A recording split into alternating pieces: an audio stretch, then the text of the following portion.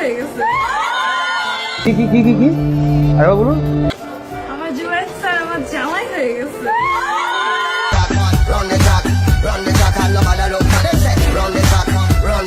Bottom den atea mi play for the no man Pucho que anda de kiku machina Ava la de bella Sure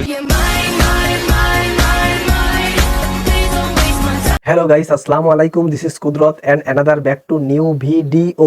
তো বরাবরের মতো আজকেও চলে আসলাম আপনাদেরকে বাংলাদেশের বিভিন্ন ধরনের প্ল্যাটফর্মে ভাইরাল ভিডিও নিয়ে কথা বলার জন্য। তো এই ভিডিওগুলো রিয়াকশন দিয়ে আপনাদের দেখাবো।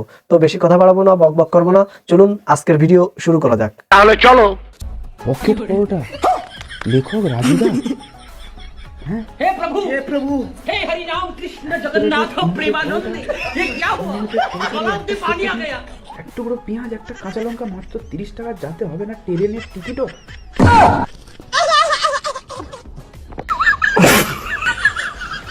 কবি রাজুদার পকেট পরোটার যে লিস্ট, এই লিস্ট আপনারা দেখলেন, কি সুন্দর কি মজার একটা কবিতার লিস্ট, সেটা আপনারা দেখলেন।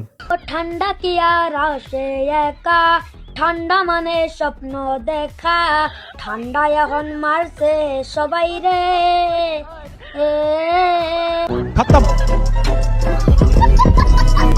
তো প্রিয় বন্ধুরা, কি সুন্দর কি চমৎকার শীত নিয়ে একটা গান গেয়েছে এই বাচ্চাটি, এই ছেলেটি। এই গানটা আপনাদের কাছে কেমন লেগেছে অবশ্যই আপনারা জানাবেন। কিন্তু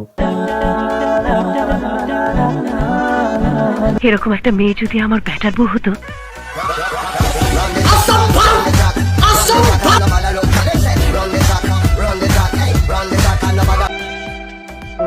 ওরে কাকিমা, এরকম একটা মেয়ে যদি আপনার ব্যাটার বউ হতো, তাহলে আপনার ব্যাটার কপালের পরে না, আপনার ব্যাটার মনের পরে একটা ঠাটা পড়তো। প্রচন্ড ভিড়, সবাই খাচ্ছে। যাই হোক, আমিও খেলাম, খুব ভালো লাগলো খাবারটা।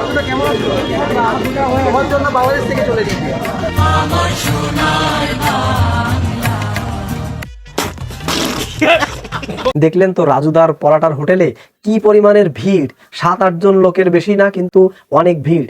মানে বাংলাদেশ থেকে চলে গেছে রাজুদার পরাটা খেতে। তো আপনারা তো দেখলেন।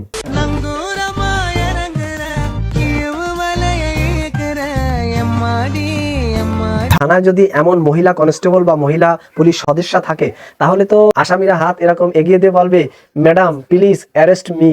সেন্ট্রি ওকে হাজতে বন্দি করো।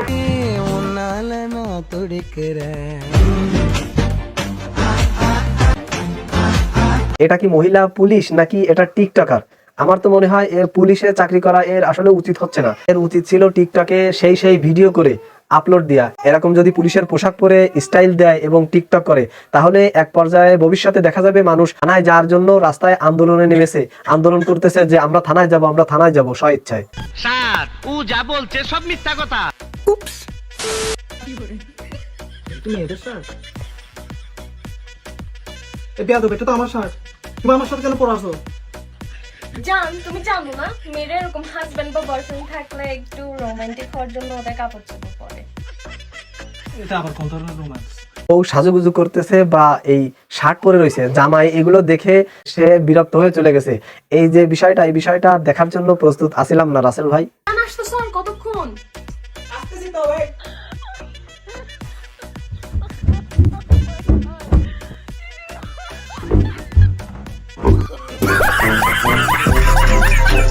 কি চমৎকার না, ওয়াইফ তার হাজবেন্ডের শার্ট পরেছে, প্যান্ট পরেছে, এই জন্য হাজবেন্ড যে তার ওয়াইফের যে জামা বা থ্রি পিস আছে, মেক্সি আছে, সেই মেক্সি পরে চলে এসেছে। এবারই উপযুক্ত একটা শিক্ষা হয়েছে। আপা আর কোনো সময় হয়তো তার হাজবেন্ডের কোনো পোশাক পরবে না বা পুরুষের পোশাক পরে পরিবর্তন হবে না।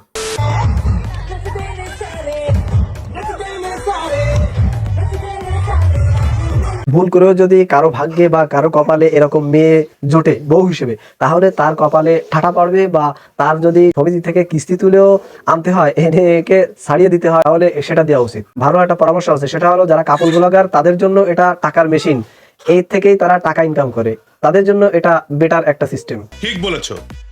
मेहनत करके तेरा बाप ने पूरा ड्रीम बना दिया, सबको यासीन ने तेरे एन बना दिया, मेहनत करके तेरे भाई ने पूरा ड्रीम बना दिया।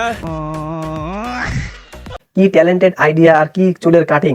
এইভাবে যদি আসলে চুল কাটা যায় তাহলে তো সমাজে খুবই খুবই প্রশংসার দাবিদার হবো বা প্রশংসায় ভাসবো। এভাবে চুল কাটতে না পারি তাহলে তো হয়তো সমাজে মুখ দেখানোই বেকার।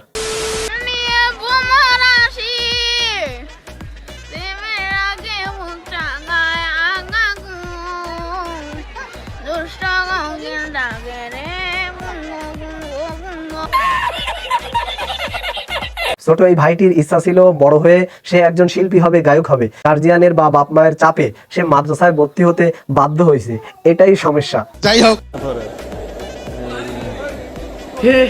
हे प्रभु हे हरि राम कृष्ण जगन्नाथ प्रेमानंद ये क्या हुआ गलाव में पानी आ गया गमछा भी खुल गया मेरा এরা কোন দেশের প্রাণী? এরা কি চাঁদের দেশের প্রাণী নাকি এটা বাংলাদেশের প্রাণী? আমার এটা সন্দেহ লাগে যে যতই ঝড় ঝাপটা তুফান আসুক না কেন তাদেরকে বিয়ে করতেই হবে, আর বিয়ের বরযাত্রী যেতে হবে, বিয়ের খাওয়ান খেতেই হবে। মানে দুনিয়া উল্টে গেলেও তাদের কোনো সমস্যা নেই, তাদের বিয়ের কাজ তারা বিয়ে চালিয়ে যাবে।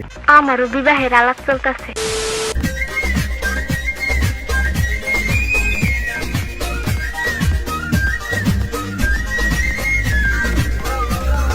এই মেয়েগুলো যেভাবে বরের জুতা টেনে নিয়ে আসতেছে আমি প্রথমে বুঝতে পারিনি। আমি প্রথমে ভেবেছিলাম অন্য কিছু ধরে টানাটানি করতেছে কিনা। এখন আপনারা কি মনে করেন? আপনাদের ভাবনা কি? আপনারা কি ভাবতেছেন? অন্য কিছু টানাটানি করতেছিল নাকি জুতা টানাটানি করতেছিল? অবশ্যই আপনারা সেটা কমেন্টসে জানাবেন। মেয়েটা লজ্জা শরম বলে কিচ্ছু নাই। সাকিব এখন যেরকম আছে ওরকম না থেকে রাস্তার ফকিরও হয় তারপরও সাথে আমি থাকবো। রুকো যারা, সবার করো। আম্মু আব্বু আমি অনেক ভুল করছি, সাকিবের কাছে গিয়ে আমাকে তোমরা ক্ষমা করে দাও আর আমাকে মাফ করে দাও, আমি আর কখনো এরকম ভুল করব না।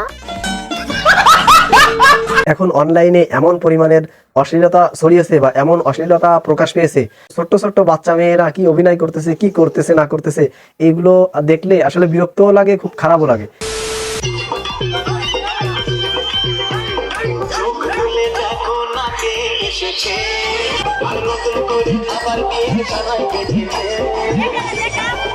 এইভাবে যদি নাচানাচি না করে বিয়ে করা হয় তাহলে কি বিয়ে হয় নাকি?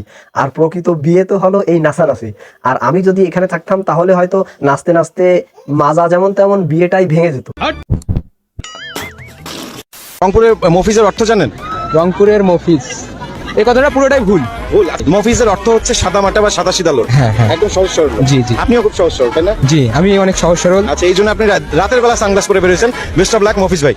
বাহ বাহ, কি আফসোস যে ছেলেটাকে কিভাবে ধুয়ে দিল, কিভাবে লাঞ্ছিত করলো, অপমানিত করলো। আপনারা যদি রংপুরের কেউ থাকেন তাহলে প্রতিবাদ করার জন্য কমেন্টসে কিছু লিখে যেন। ঠিক আছে। তুমি গুগলে লাস্ট কি লিখে সার্চ করেছো? গুগলে গুগলে তো ওরকম ঢোকা হয় না। আমি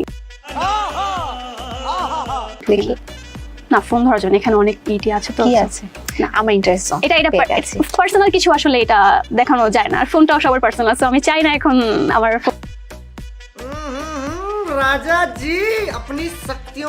আপাকে প্রশ্ন করে বিপদে ফেলে দিছে, মানে পার্সোনাল প্রশ্ন করেছে। আর পার্সোনাল ফোনে তো অনেক কিছু সার্চ করে, গুগলে সে সার্চ করে না। আর যখন কিছু সার্চ করে তখন অনেক কিছুই সার্চ করে ফেলায়, সেটা আসলে এখানে বলবে না সবার সামনে। কইছে তুই বেশি জানোস।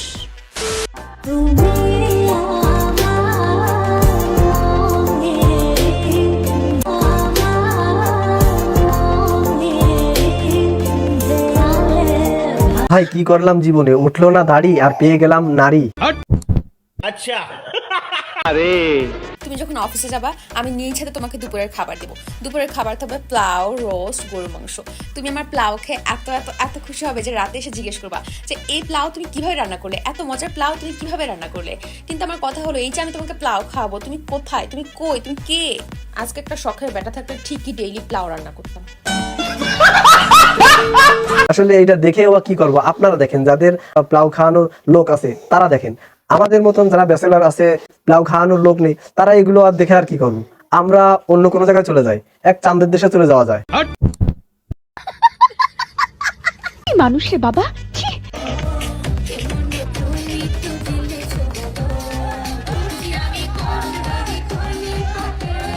তোবা তোবা তোবা।